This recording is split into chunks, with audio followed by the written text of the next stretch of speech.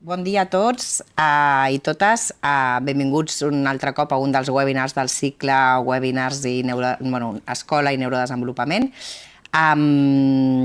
Moltes gràcies per ser aquí. Realment estem supercontentes de la rebuda que sempre tenen aquests webinars, la quantitat de professors i professores que us connecteu i de l'interès que genera. Per tant, ens alegra molt que aquesta feina que fem tingui aquesta rebuda. Avui parlem sobre disciplina positiva a l'aula i potser amb la presentació m'allargaré una miqueta més que de costum i em sap greu perquè és un tema que ens requerirà bastant de temps i anirem allò una mica amb el contingut ajustat, molt ajustat al temps, però crec que és important que fem una introducció a l'hora de poder entendre els continguts que vindran després.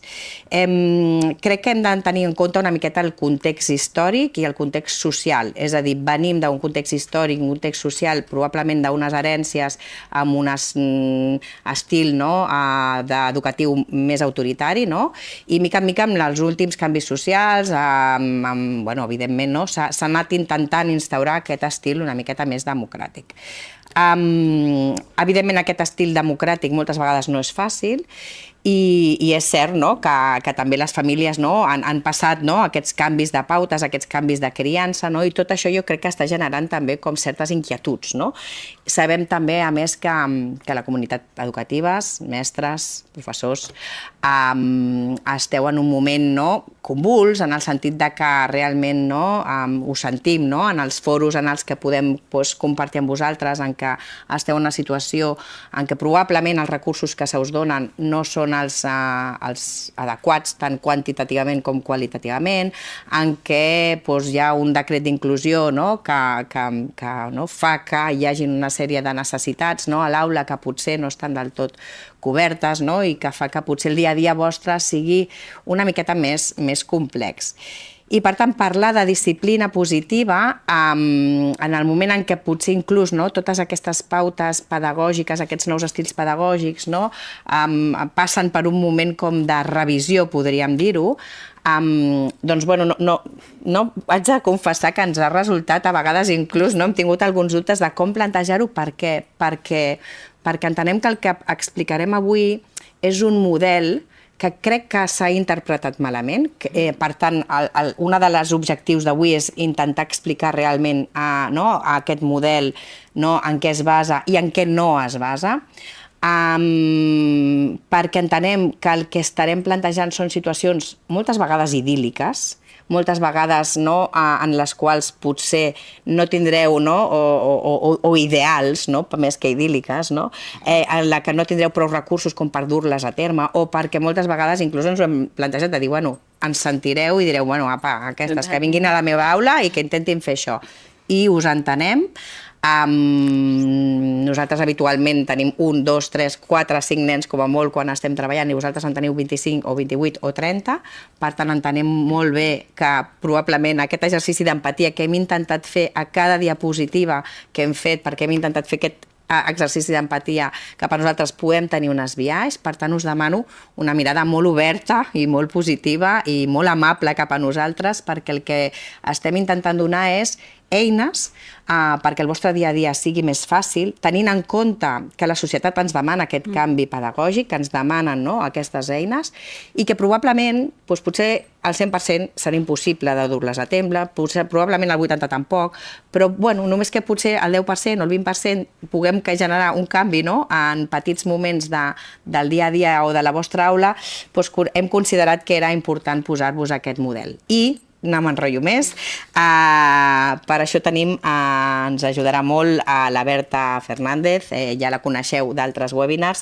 Ella és neuropsicòloga, experta en neurodesenvolupament i també està acreditada per l'Associació de Psicologia Positiva, tant amb pautes a pares com amb pautes a l'aula. I res, Berta, endavant. Gràcies. Gràcies a tu. Doncs una mica començarem ja amb algunes coses que ja ha mencionat l'Eulàlia d'aquesta situació en la que molts de vosaltres, per la majoria o tots, us trobeu. Què passa? Ja cada cop us esteu trobant amb un increment d'aquesta diversitat a l'aula, de nens amb necessitats educatives especials que van en augment. De fet, el Conseller General de Psicologia ja ens diu que hi ha un augment del 2% el curs passat.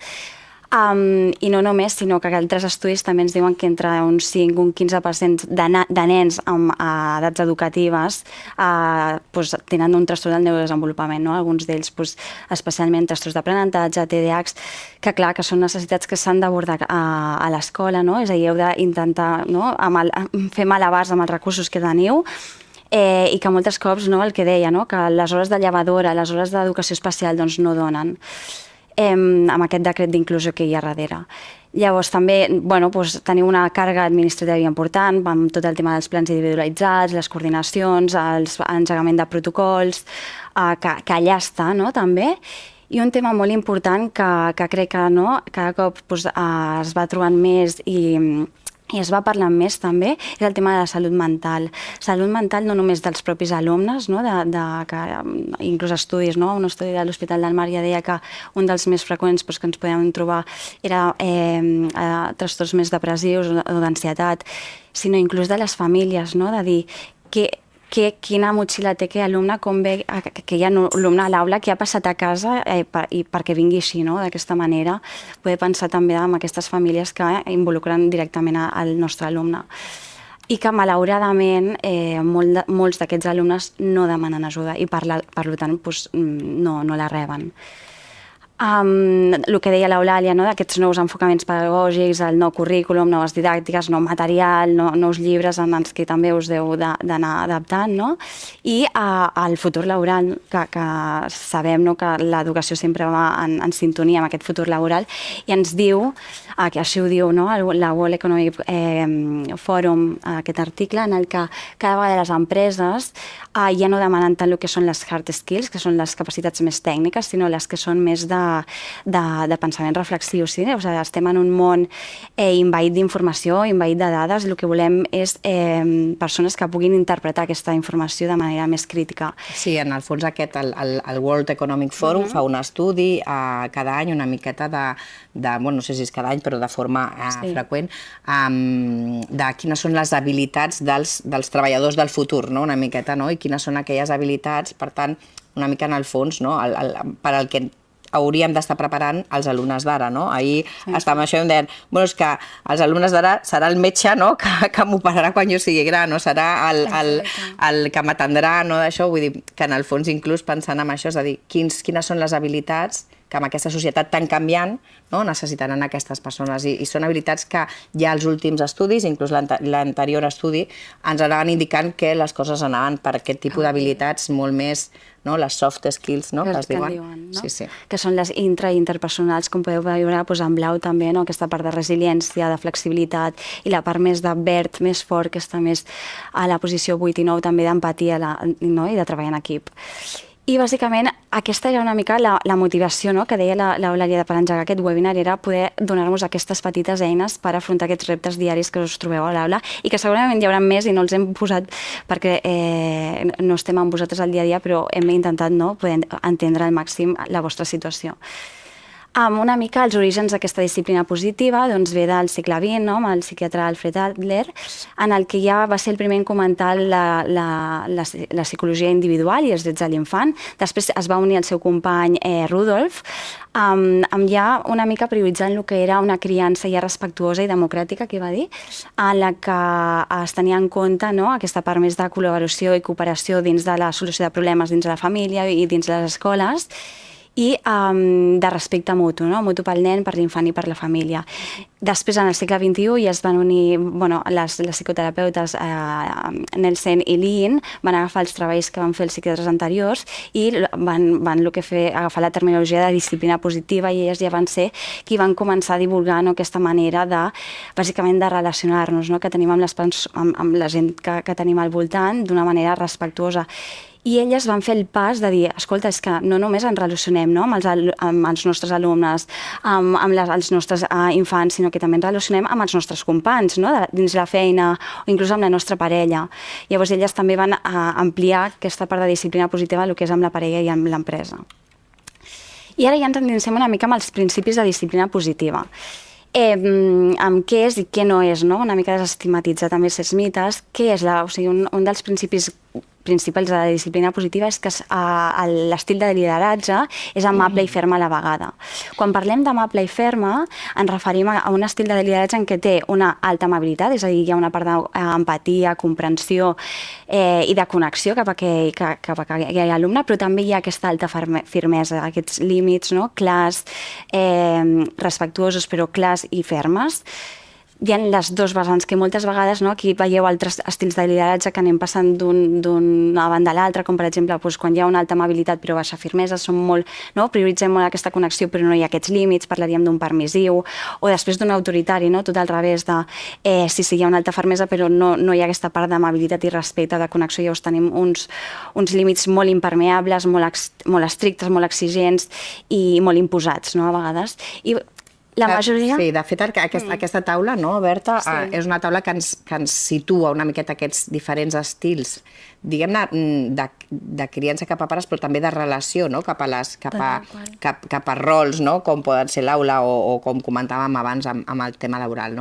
Aleshores, evidentment, el que sabem a nivell d'estudis és que el que dona millors resultats, que impacta millor en un benestar emocional dels nens i dels alumnes és l'estil democràtic, però evidentment un estil democràtic no és gens fàcil, perquè implica tenir unes habilitats que probablement a més no tenim apreses, perquè probablement no estem acostumats a aquest estil, i moltes vegades el que ens trobem, i ens trobem crec que tots, i que si mirem autocrítica, i molts dels que esteu escoltant, no segur que sou pares, ens moveu entre l'autoritari i el permissiu, i ens costa trobar una miqueta l'equilibri en això, perquè realment crec que aquest estil requereix un esforç, i requereix també una mirada que després també ho direm com a llarg termini, potser, perquè en el fons moltes vegades si volem una cosa, és a dir, si volem poca feina, doncs el negligent, de dir, bueno, és que ni m'hi fixo ni tampoc estic per tu, però a vegades quan al dia a dia volem una resposta immediata, pot ser el permissiu de té la tablet i deixa'm estar, o té això i calla, o l'autoritari, que és et castigo, et crido, i immediatament allò, aquella conducta probablement frena, però què passa després, què passa a llarg termini? O què volem, és a dir, quin aprenentatge volem generar amb aquell alumne amb la nostra conducta cap a ell, amb el que nosaltres fem. Exacte. Llavors, si estem parlant d'una amabilitat i una fermesa, què no és? Doncs no és un ensenyant sense límits, perquè llavors estaríem en un lideratge simplement permissiu, i tampoc és anar demanant permís constantment a l'alumne. Sabem que nosaltres l'hem de guiar i de vegades el no ha d'estar, i acompanyar-lo amb la frustració. Llavors, seguim amb les idees que hi ha darrere de disciplina positiva, hi ha un respecte mutu i després hi ha el que se'n diu les relacions horitzontals. I vull detendre'm un moment a explicar-vos bé el que són les relacions horitzontals perquè no hi hagi un malentès. Quan diem relacions horitzontals ens referim a valor humà. Valor humà és a dir, a nivell de considerar que la persona que tinc davant es mereix dirigir-me amb ella amb el mateix respecte i amb la mateixa dignitat que ho podria fer amb els meus pares, amb uns ancians, amb qualsevol persona. Això parlem de valor humà, de ser conscients que la dignitat d'aquest respecte l'ha de tenir tothom. Ara bé, el tema dels rols. Els rols són diferents, és a dir, vosaltres com a rol docent teniu una posició de líder, de modelatge, de guia, que ells no tenen, i aquí és la diferència, entre el que és una relació més vertical que no pas horitzontal. Sí, llavors aquí entraríem també al tema més del respecte mutu, en què també ho relacionem no només per l'alumne, de tenir el respecte cap a les seves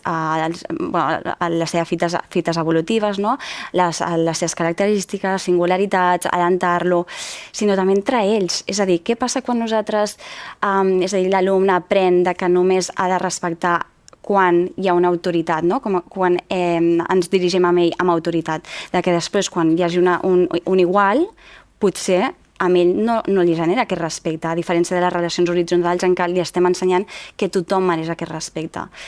Aquest respecte no només és pels alumnes o entre ells, sinó també pel docent, no? De vosaltres, òbviament, no tolerar agressions, respectar-vos a vosaltres els límits que tingueu, no? Demanar ajuda. De fet, una cosa maca que hi ha també a la disciplina positiva és que hi ha el mètode maestros ayudando maestros, en els que es formen també unes reunions i entre vosaltres aneu comentant els casos o els alumnes que us estan fent difícils i no sabeu com abordar, no? I us aneu ajudant.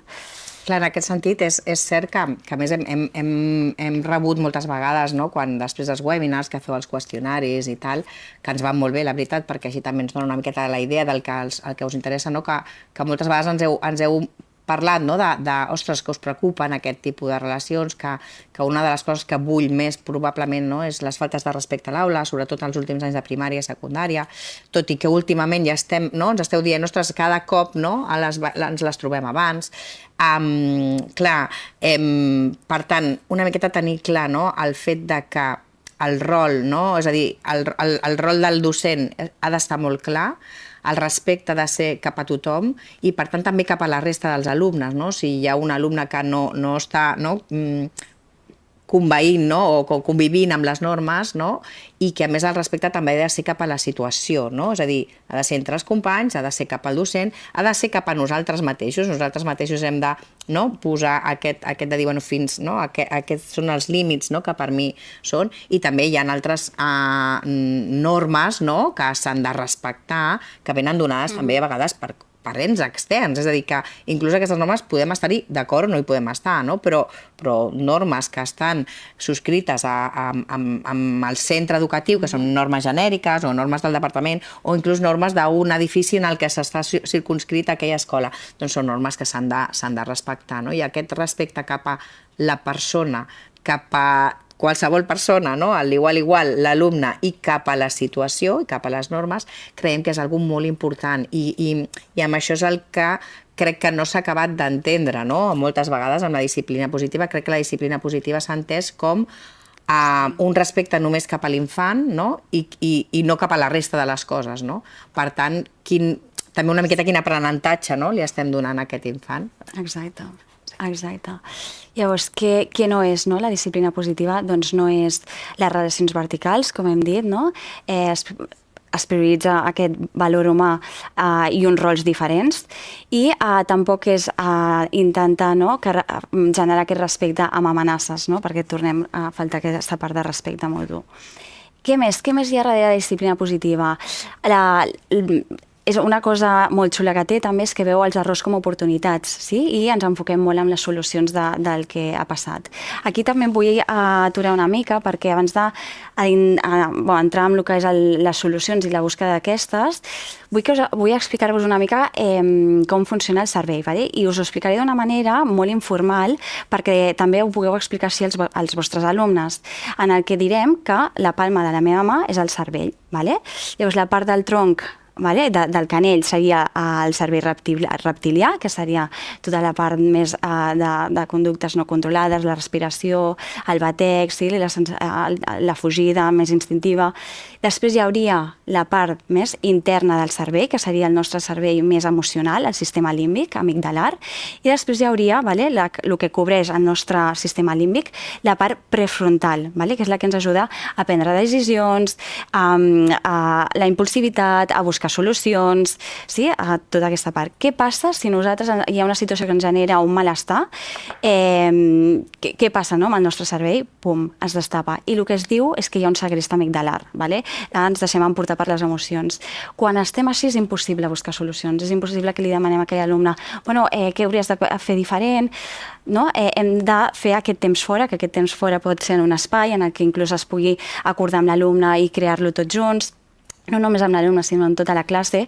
O també el que pot funcionar és la corregulació. La corregulació és que quan ell està destapat, si nosaltres ens mantenim tapats, sostenint aquesta part de segrest amigdalar seu, pot ser que a poc vagi baixant. A diferència de si ell està destapat i nosaltres, que pot passar i passa moltes vegades, doncs allò encara empitjora la situació que s'està generant. I un cop estem protegits, el nostre sistema límbic torna a estar tapat i podem prendre decisions a través del prefrontal, entrem a endinsar-nos a la busca de solucions, que la disciplina positiva ens parla de 3 R's i una U. Les 3 R's, com han de ser les solucions? Pues relacionada amb la situació que ha passat, òbviament, respectuosa per tots, racional i útil. Sí? Tornem una mica... Perdoneu. Vale. Vale. I a més, perdoneu, ara no sé què m'està passant... Aquí, ara sí. Llavors, si la disciplina positiva està enfocada més a l'aprenentatge dels errors i a buscar solucions, que no és buscar culpables. Sí? Moltes vegades, quan passa una cosa, ens situem en... però qui ho ha fet? Qui ha començat? No? I en comptes de gestionar directament com una oportunitat per veure què poden aprendre ells d'aquesta situació. Què més ens ensenya? Doncs ens ensenya que si ens enfoquem en solucions, si passa una situació, ens enfoquem en solucions i tot i la solució no passa, podem fer acords i moltes vegades aquests acords es poden complir o no es poden complir. I ells, la disciplina positiva, en comptes de parlar de conseqüències, que solen ser imposicions, sancions imposades a aquells alumnes, ja sigui traient-li alguna cosa que els agrada o inclús fent alguna cosa que no els agrada, donant-los alguna cosa que no els agrada, que moltes vegades inclús no estan relacionades amb la situació i no hi ha cap aprenentatge perquè l'alumne acaba oblidant del per què estava castigat o a vegades també inclús acaba generant més retraïment, rebel·lia, revança, resistència en ell. Tenim el que són les conseqüències. Em vull detenir una mica els càstigs perquè sé que... Sí, puc fer un incís? Sí, sé que aquí... Clar, això també, sabem que amb el tema dels càstigs, doncs, evidentment, nosaltres estem parlant de situacions no extremes. Alguns de vosaltres probablement viviu situacions extremes cada dia, cosa que evidentment crec que no és de rebut que sigui així, però entenc que és la situació que teniu. Per tant, hi haurà moltes vegades que hi haurà situacions que són situacions que inclús van més enllà de l'aula i que van més enllà de les normes de l'aula i que poden inclús representar temes inclús legals o penals. És a dir, sé que hi ha situacions als instituts que sobrepassen. Per tant, evidentment hi ha expedients, evidentment hi ha expulsions, evidentment hi ha retirades i hi ha sistemes punitius, al igual que existeixen sistemes punitius en la nostra societat. De major a menor mesura, fins a la presó fins a les multes, evidentment.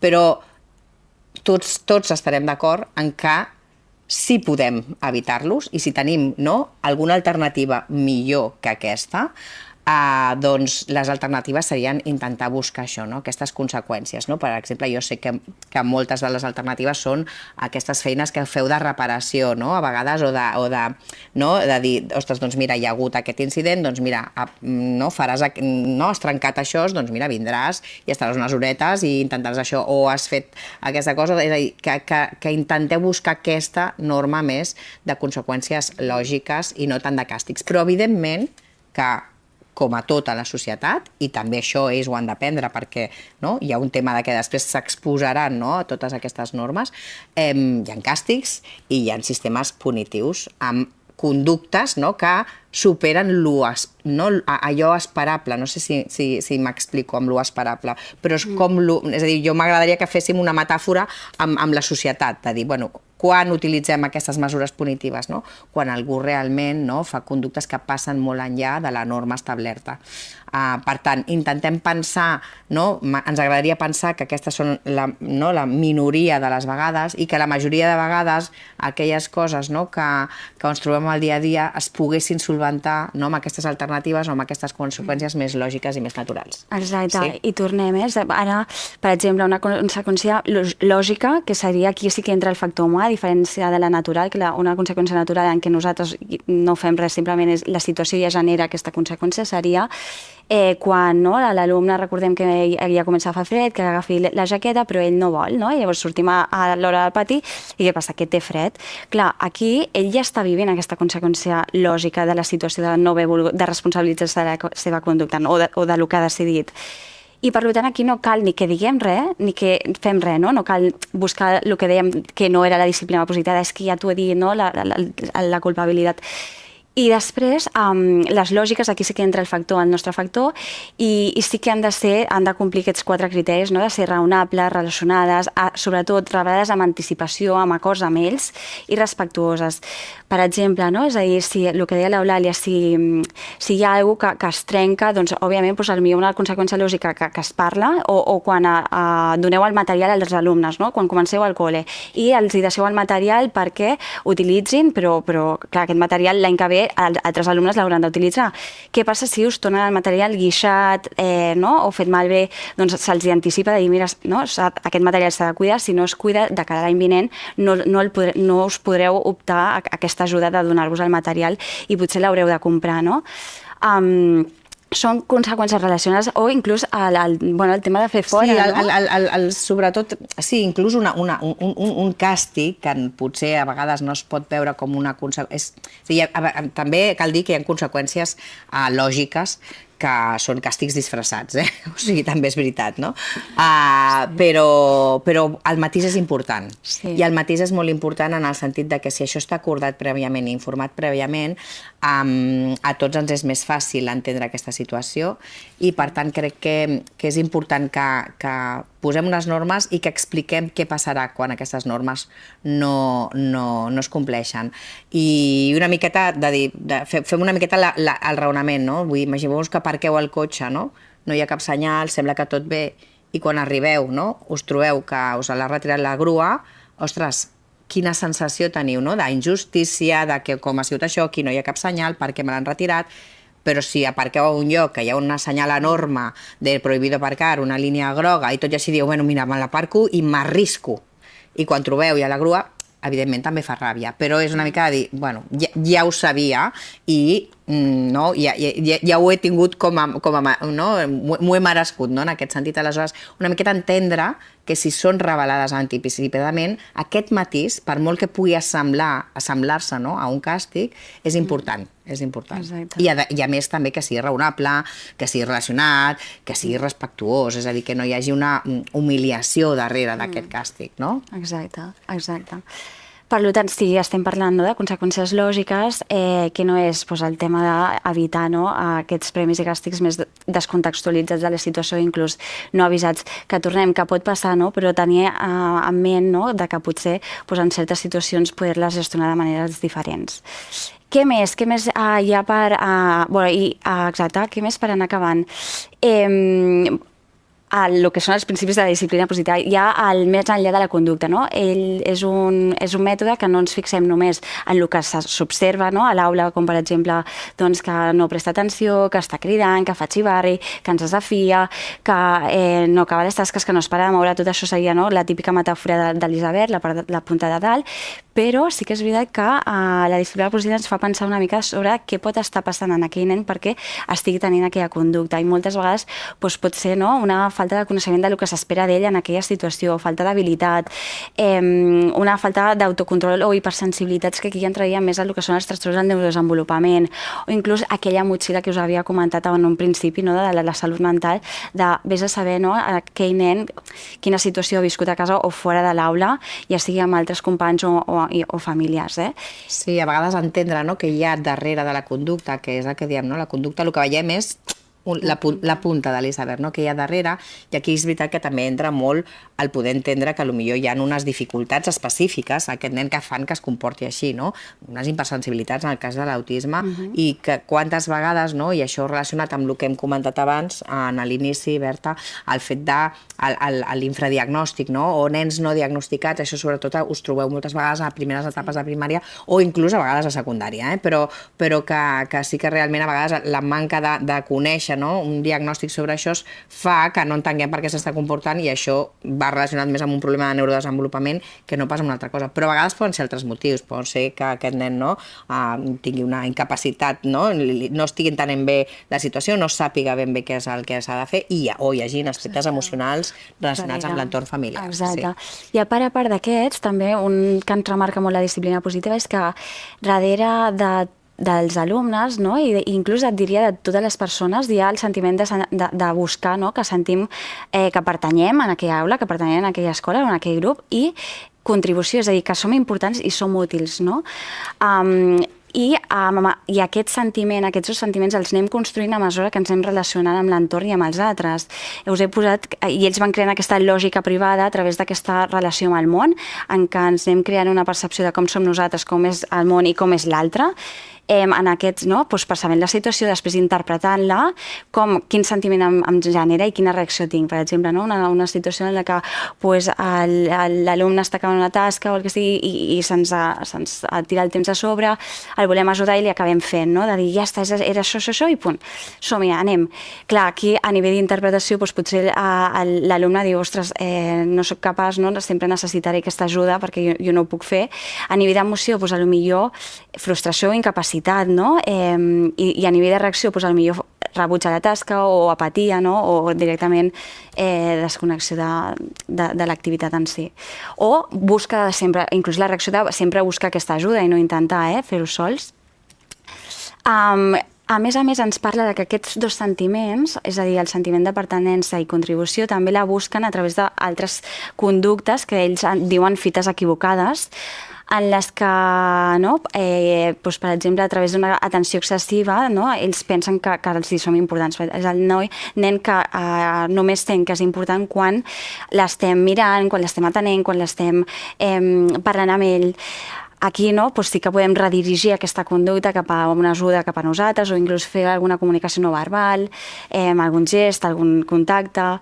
Després hi hauria també a través de la lluita de poder. Són aquells alumnes en què només senten que són importants o contribueixen quan decideixen i controlen la situació. I llavors aquí sí que hi ha diverses opcions, o donar, per exemple, opcions limitades, escollir què prefereixes, això o això, perquè tinc la sensació d'escollir per on vols començar, per aquí o per aquí, o redirigir també amb l'ajuda cap a tu perquè noti que està d'alguna manera també destinant a alguna cosa. A través de la venjança pot ser que siguin alumnes també que s'han sentit dolguts, que moltes vegades tenim el pilot automàtic i reaccionem de maneres que no som conscients com ho ha rebut l'altra persona. I pot ser que aquest alumne se senti dolgut i vulgui també ferir-nos, fer-nos sentir aquest dolor a nosaltres amb algunes conductes, o inaptitud, aquests alumnes que realment senten que no contribueixen, que no són útils, llavors el que fan és directament desconnectar-se i evitar les tasques que podem estar, o les dinàmiques de l'aula. Sí, diguem-ne que una mica penseu que això és una xerrada introductòria i que de les fites equivocades en podríem estar parlant durant mitja hora, o 4. Però una miqueta la idea de dir, quan veiem una conducta que no acaba de ser el que esperem d'aquell alumne, els motius que hi ha darrere d'aquesta conducta poden ser això, aquests 4 motius. La búsqueda d'atenció, vull cridar l'atenció, estic fent una lluita de poder, m'estic venjant per alguna situació, pot ser cap al professor o pot ser cap als alumnes de la classe perquè se sent això, o com que me sento que no contribueixo, que ningú espera res de mi, que no puc, doncs també faig aquesta alteració, entre cometes, conductual. Hem de tenir molt en compte, molt en compte, i ho sabem, que moltes d'aquestes coses, d'aquest comportament, ve determinat per les pautes parentals que tenen a casa. És a dir, el nen que busca tota l'estona una lluita de poder és perquè sol relacionar-se així amb els seus pares. El nen que tot el rato busca ser el centre d'atenció i reclamar l'atenció del mestre és perquè sol tenir aquest patró de conducta amb els pares. I això en som conscients, i és una motxilla que venen i que a més no s'obre i es tanca quan volem, sinó que estan allà i que evidentment el que passa és que creiem que donant certes pautes és una situació que en el context de l'aula doncs esperem que mica en mica el nen aprengui que en aquell context allò no els hi funciona, per molt que tinguem aquesta motxilla a nivell de pautes parentals. Exacte. Sí, i que tornem, no ens quedarem amb la simplicitat d'aquestes 4 conductes, sinó de tot el que pot haver-hi més darrere d'aquella conducta a nivell de trastorns del neurodesenvolupament, d'entorn familiar, emocional o el que estigui.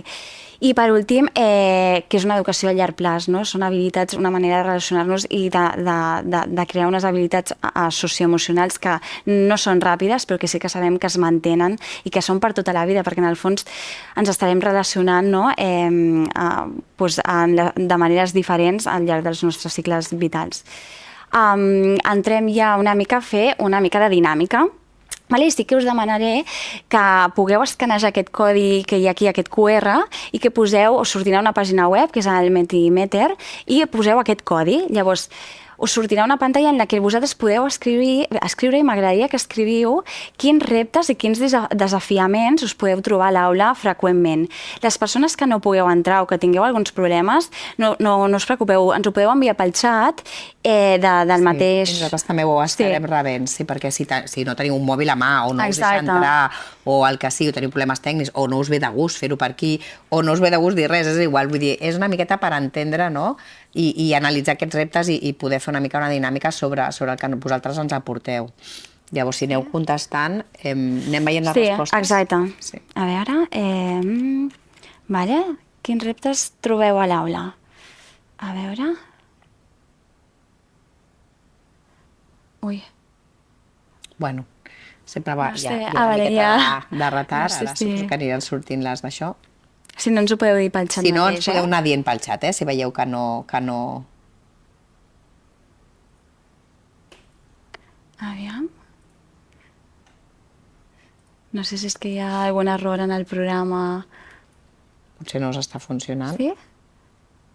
Però vale, hi ha dues respostes ara, vale, sí, cultura de l'esport, respecte entre els iguals. Luca, vale, quins reptes trobeu? És a dir, quines conductes veieu freqüentment a l'aula que són difícils per vosaltres afrontar, també? Vale. Gestió de convivència. Gestió de convivència, respecte entre iguals. També ens diuen a falta d'atenció dels alumnes, ens comenten pel xat. Mira, sí, aquí també surt atenció. Vale, si no podeu entrar, ens ho podeu escriure pel xat també, que veig que algú diu que no pot entrar. Comprendre les individualitats. Vale, súper.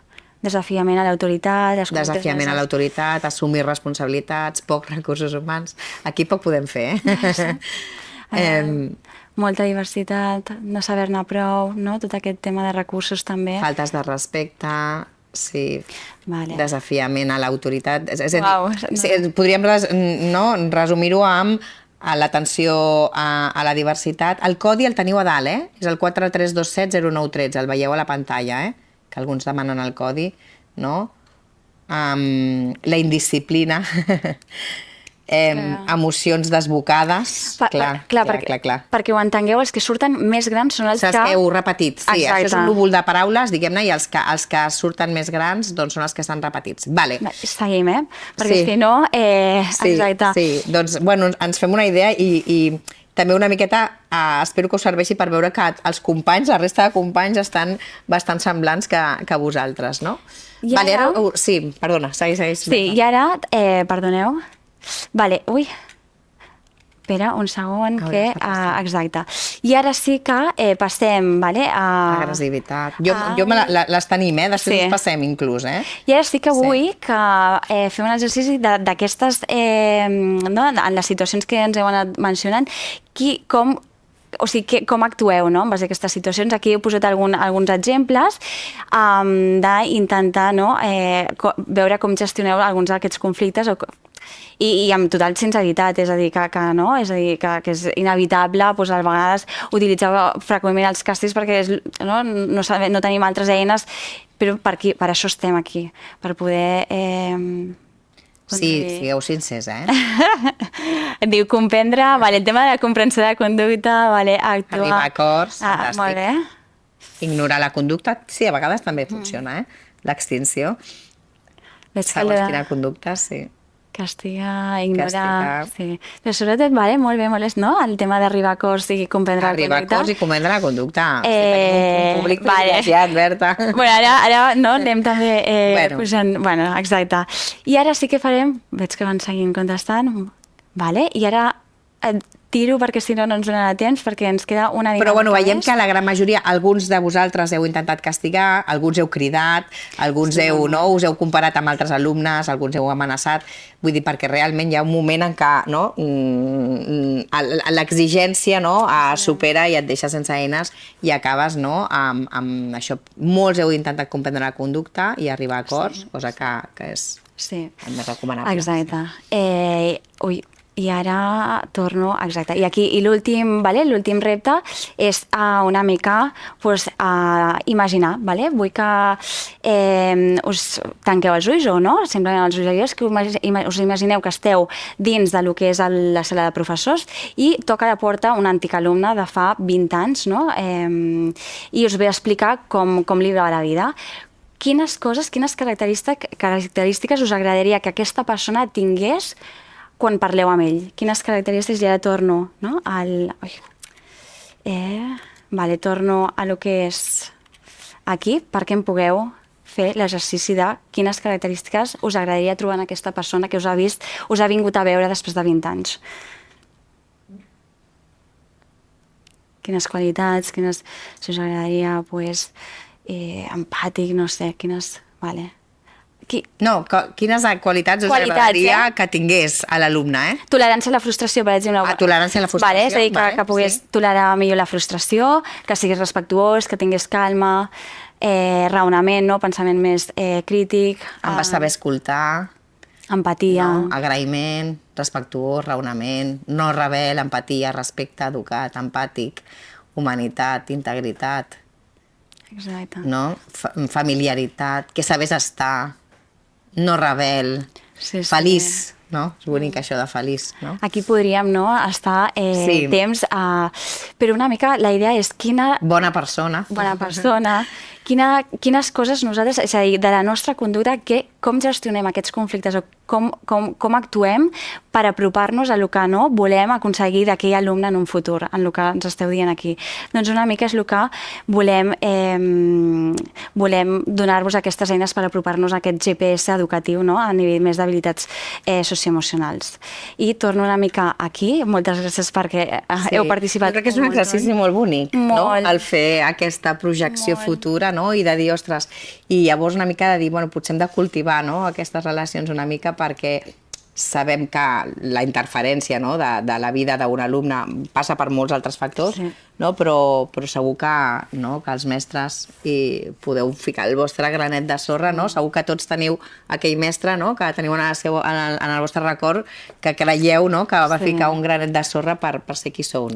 Llavors segur que podeu aportar alguna cosa, llavors hem de cultivar una mica aquestes relacions i procurar, i a vegades no és gens fàcil, i ho sabem, però procurar-ho sempre és una opció. I preguntar-nos, és a dir, de fet, totes aquestes habilitats que us agradaria que tingués aquesta persona ja amb el nou canvi de paradigma ja estan introduïdes en el nou currículum, aquesta part de competències transversals més intra- i interpersonals. Per tant, és tot un repte traçar aquesta línia d'aquest curs escolar abordant totes aquestes dues línies, tant les habilitats acadèmiques com aquestes competències. Exacte, que és el repte. He posat algunes de les competències aquí, que ja les heu mencionat en la dinàmica de pensament crític, presa de decisions, el tema d'autoconeixement, d'empatia cap a l'altre, inclús d'hàbits saludables, cap a un mateix i cap a l'altre. Exacte. I una mica ens endinsem ja a com fer-ho, de dir, ostres, hem de traçar aquesta línia, aquest camí, aquesta ruta d'aquest any escolar abordant totes les línies, l'acadèmica i la competències transversals, com fer-ho? Doncs la disciplina positiva ens porta a aquesta meravellosa casa que m'encanta, en la que consisteix en construir-la junts, com a classe i com a escola inclús, on hi ha una preparació de terreny amb unes habilitats en concret més bàsiques de treballar els acords, treballar les normes, treballar la cooperació, treballar com alentar, i després anirem a poc pujant a aquesta casa per anar posant unes totxanes i treballar inclús habilitats més complexes, com pot ser el respecte a les diferències, les habilitats de comunicació, d'escolta. I no us preocupeu perquè de cada una d'aquestes habilitats en el manual teniu com 3 dinàmiques diferents per treballar cada una d'elles. I en què consisteix aquesta casa? Anirem fent un endemiatge en la que a vegades hi haurà dies que estiguem treballant a la part de dalt de les totxanes, però hi haurà dies que inclús també seguirem fent alguna de preparació del terreny per apropar-nos a el que són les reunions de classe. Les reunions de classe sí que s'han de fer, a diferència de les dinàmiques més que us comento dels ciments i de les totxanes, les reunions de classe s'han de fer sempre el mateix dia i a les mateixes hores, per donar com aquesta importància, aquesta sistematització. No cal córrer a iniciar-les perquè, com us dic, necessiten d'unes habilitats bàsiques per fer aquestes reunions, que consisteixen en, bàsicament, primer fer un cercle amb l'aula i comencem la reunió fent un agraïment. És a dir, ens passem un objecte en el que és com el torn de paraula i anem fent un agraïment o no, podem passar també.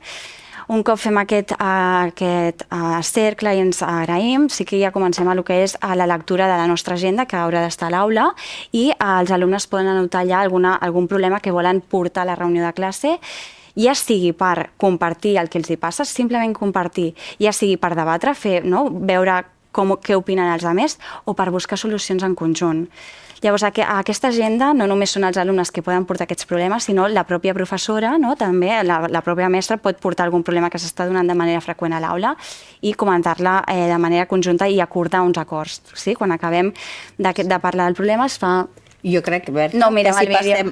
Sí, potser us volíem ensenyar un vídeo, que ho dic més que res. Aquí teniu el codi QR on teniu el gràfic de la casa, perquè us el podeu descarregar, és a dir, el podeu tenir. I una miqueta, veureu el vídeo, potser no el veiem tot, perquè crec que una imatge val més que 1000 paraules. Evidentment, podeu dir, és una situació idíl·lica, no? Vale, sí, però una miqueta aquesta és la idea. Sí? Ai, perdona. Sí, no, ja està. Vale. I veureu que inicia el cercle, la mestra, està subtitulat, no és perfecta la subtitulació, però bueno.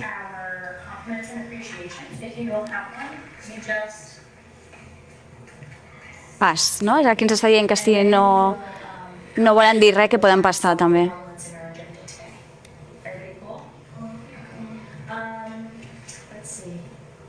I would like to compliment Calvin and Felicia, because today during Reader's Workshop, at first they both really wanted to sit on the chair and they were kind of like talking about who was going to be there, and then they solved that problem pretty well. So I'd like to compliment you for that. I would like to compliment Elsa and Shin-Chen because they went to me with the library.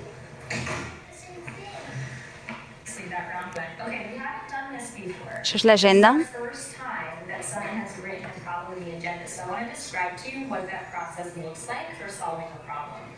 So what will happen is I'll read the problem today, and we will go around the room. If the person who wrote it wants to say more and explain it, then they can, and they should, because that'll give us some background information for the problem. And then we can pass the talking turtle around, and if you have a suggestion for a way they could solve that problem, then that would be really helpful.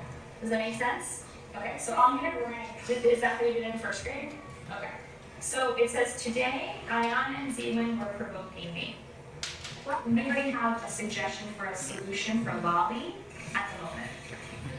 Lolly, okay. Vale, el que veieu és una mica que busquen les solucions en conjunt, que la mestra també dona agraïment als alumnes i que es van passant, no? Exacte. I que es va fent un seguiment, sí? Un cop es fan uns acords o es busca aquesta solució, un company que presenta el seu, el que li ha passat, després es fa seguiment d'això. I direu, i què passa si no hi ha agraïments? No? És a dir, què passa si quan volem passar el pas de la paraula... Clar, penseu que els agraïments ja s'han treballat amb una dinàmica, però què passa si no hi ha? Doncs potser, com a mestre, tu pots posar a l'agenda de classe aquest problema, no? De com podem buscar solucions perquè puguin sortir més aquests agraïments i també treballar amb ells. I com aprenem? Doncs aprenem com aprendre aquestes habilitats més socioemocionals a través de l'error, de l'assaig i error. Hem de deixar que els nens explorin i que s'equivoquen i acompanyar-los amb la frustració. I ara estic de manera ràpida, estic demanant al Marc un moment que traieu el PowerPoint, que tregui el PowerPoint, que m'enfoqui només a mi i necessito que feu el que us digui, que estigueu molt atents, sí? Em veieu bé? I agafeu les dues mans i les poseu a sobre la taula, que potser esteu en una taula, les poseu sobre la taula. Que agafeu la mà dreta i veieu el dit índex, el junteu amb el dit gros i formeu com un cercle. I aquest cercle el poseu a la barbeta. Ui, no sé què haurà passat aquí, si l'haureu posat a la galta o a la barbeta, com no havia dit. Què vol dir això? Que nosaltres aprenem molt més, no només amb el que diem, sinó més amb el que fem. Amb les neurones mirall, no? Que molts estudis ja ens diuen que se'ns activen zones cerebrals no només quan estem portant a terme l'acció, sinó inclús quan l'estem veient. Sí? Som un model per a aquells alumnes a nivell d'imitació. És a dir, els alumnes faran els que vegin amb nosaltres, som un model en general, no? Com a pares, no? Els que tingueu fills i com a professors sou un model per als vostres alumnes i, evidentment, això implica una sèrie de coses d'un treball personal, no? De cadascú de nosaltres per intentar millorar les nostres habilitats comunicatives, no? Evidentment. Us hem posat un vídeo perquè veieu com realment ens podem mimetitzar amb els adults de referència. Graciós, perquè també ens reguem una mica.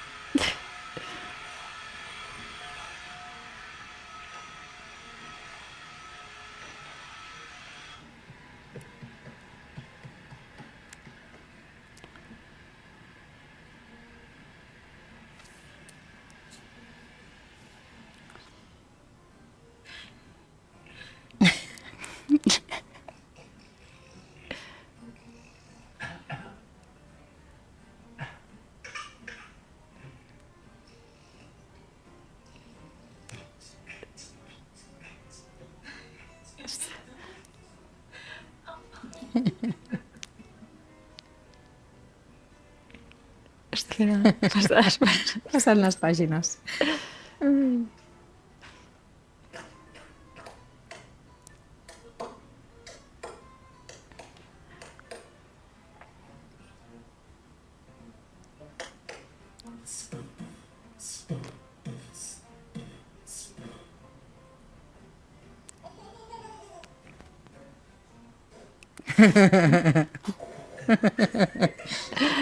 Molt bé. Era una mica, bàsicament, per aquesta idea, que children see, children do. Som tot aquest entreno de voler generar en ells aquestes habilitats que hem posat en un principi a través d'aquest entrenament d'habilitats socioemocionals. Primer ha de passar per aquest treball previ de treballar-ho nosaltres per poder-ho generar en ells. És a dir, el dir-los que no cridis no és molt efectiu perquè estem cridant quan no estem dient. Exacte, i així a nivell d'eines i recursos, més de les que ens parla també la disciplina positiva, per exemple, a nivell d'algunes habilitats més de comunicació, a través de preguntes d'interès, també per fer reflexionar l'alumne, en comptes, què necessites en comptes de dir plega que ja hem acabat, recull això, què necessites per acabar aquesta activitat abans de sortir al pati i generar aquest pensament més de la pròpia conducta. Eines per solucionar els problemes, també, ens parla de la disciplina positiva, té un bloc de targetes amb moltes dinàmiques, moltes tècniques, una d'elles la ruleta d'opcions, en la que també es treballa amb els propis alumnes amb aquestes dinàmiques i inclús hi ha escoles que creen com aquest espai que ells diuen taula de la pau, en la que es va penjant a les parets el que es va treballant en les dinàmiques dins del cercle, en les dinàmiques dins de l'aula, per tal que quan volen solucionar algun problema inclús poden agafar més autònomament, anar en aquell espai i a través del suport visual del que s'ha treballat a l'aula i de com solucionar un problema poder-ho ajudar. I també altres eines per gestionar l'aula, per exemple, crear oficis, que això moltes escoles ja ho feu, cada alumne té un ofici diferent, i aquí tenia el timer, després el que controla l'ordinador, també hem creat els diferents oficis, redirigir preguntes, això seria més relacionat com, per exemple, si hi ha molt soroll, doncs, que aixequi la mà, quants de vosaltres també escolteu aquest soroll massa fort a l'aula, o hi ha un ambient amb molt de soroll. I, per exemple, el tema el temps fora positiu. El temps fora positiu, que això és important. Alguns teniu un racó de la calma, que seria semblant una miqueta. Però, això, exacte, no? Sí. i aquí la importància, que crec que és el que anaves a dir... No, t'ho deixo tu. Del bonus, el bonus d'aquest espai, perquè moltes vegades nosaltres, amb la bona fe, agafem el material que creiem que serà més útil, posem una colxoneta, uns sofàs fantàstics i els diem, mira, aquest espai és per quan estiguis nerviós, vés allà. No? I clar, no l'ha construït ell, no l'hem fet partícip, no sap ni com manipular potser aquells objectes, ni localitzar. I sovint l'estem enviant allà més com un càstig que com una opció de calmar-se. Però, evidentment, al dia a dia fem el que podem, no? Exacte. Sí. I bàsicament com a conclusió això, que la disciplina positiva tenir en compte aquesta doble vessant de lideratge amb habilitat i ferma a la vegada, que té en compte no només la punta de dalt de l'iceberg, sinó que li pot estar generant aquell alumne, no? per estar observant allò, que una de les coses que pot haver-hi darrere és aquest sentiment de sentir-se important i contribuir, entre d'altres, no? Que aquí llavors ja entrarien altres hipòtesis, o també el poder de l'exemple que hem vist amb aquests vídeos de la importància de passar d'aquest treball personal per poder ensenyar, i que són habilitats, com vosaltres heu mencionat, no? En aquell GPS educatiu per tota la vida i a llarg plaç. Aquí hem volgut posar una vinyeta de Mafalda relacionada amb aquest sentiment de pertenença, de que és un alumne que diu ¿cómo te fue la escuela? Y la seva companya diu no fui, más bien, entré, llegué hasta los escalones y me senté un rato, luego me asomé y pregunté, y a la puerta y grité, ¿alguien aquí me necesita? Nadie contestó, entonces me regresé a casa, sí, aquest sentiment de pertenença. I acabar una miqueta amb aquesta frase, no? Que l'ensenyament que deixa petjada no és el que es fa de cap a cap, sinó de cor a cor, i que, evidentment, esperem que... tenim també una miqueta, ens heu preguntat pels manuals, hi ha alguns materials que us poden servir, teniu tots aquests manuals, teniu aquí les pàgines web on podeu trobar cursos si esteu interessats en formar-vos vosaltres en disciplina positiva. Esperem que us hagi interessat. Sobretot, recalcar molt que la disciplina positiva no és amabilitat així, sinó és amabilitat però amb molta fermesa, bàsicament perquè ser ferm amb les normes que hem establert és una respecte cap als altres i cap a un mateix, i això és el que hem de tornar a agafar el rumb, jo crec, no? Que potser és el que hem perdut una mica. Espero que no tingueu moltes ganes de tirar-nos dardos, de pensar, sí, hombre, i ara vine aquí i fes tot això, no?, que ens heu explicat. Esperem que ni que sigui una petita part de tot això us pugui servir per canviar alguna dinàmica, no?, que potser ara us preocupi a l'aula. I res, no sé si teniu alguna pregunta. Tenim molt poc temps perquè ens hem allargat una mica, però si teniu alguna pregunta... O en tot cas, si hi ha preguntes importants que creieu que ens voleu fer... Sí, ens les podeu enviar per correu, sí, no hi ha problema. O sigui, no tenim cap inconvenient en respondre-us alguna pregunta que tingueu per correu electrònic, sí? Sí. Llavors, heu preguntat pel codi QR de la casa, jo crec que el podem tornar a posar un momentet. Sí, i tant. Sí, el tema del manual, el manual és un manual de disciplina positiva, sí, i que us dona eines, clar, és a dir, és un manual que està a disposició, no? Entenc que amb alguna d'aquestes webs, oi? Sí, vosaltres entreu directament a aquestes pàgines web i podeu comprar de tot, teniu tot el material allà, i de fet us he posat diversos, hi ha el de disciplina positiva més de primària, després hi ha més el d'infantil, les targetes, altres materials, recursos també per veure quins tallers hi ha, quan, hi ha online, hi ha presencial.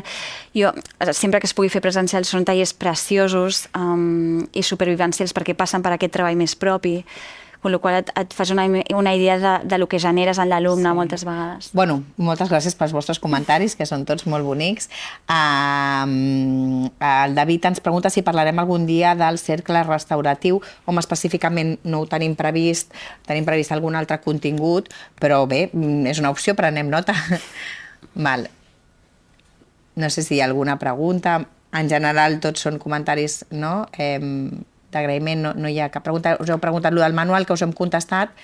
El tema de les reunions de classe, realment, si es fa tota... És a dir, ens esteu dient això, que us ha agradat molt la idea de les reunions de classe, realment són molt interessants, realment jo crec que poden ser una eina molt potent per treballar a l'aula, no? Això, tutors o els que esteu fent també orientació pedagògica o que feu suport en aquest sentit, crec que és una eina molt potent que s'ha de simplement treballar una mica bé, prèviament. Perquè penseu que, clar, dins de les reunions de classe hi ha l'habilitat de l'escolta activa, de buscar solucions, de les habilitats de comunicació de manera assertiva, i tot això sí que s'han de fer dinàmiques prèvies perquè ells entenguin què se'ls demanaran en aquestes reunions de classe, no? I com es portaran a terme. Però són molt potents a nivell de sentiment de comunitat, no? De salut mental, que dèiem, de poder comptar amb el grup classe com a compartir inclús què m'està passant. Us en recordeu, no?, de que hi havia un 50, la meitat d'adolescents no demanaven ajuda, doncs això pot ser també una eina molt potent per treballar tot aquest ambient de classe que us ajudarà posteriorment a poder introduir tot el tema d'aprenentatges d'una manera més eficaç. Vale, ens pregunteu si pot haver-hi una conferència de disciplina positiva a les famílies. De fet, cal dir que en van fer una fa molt de temps.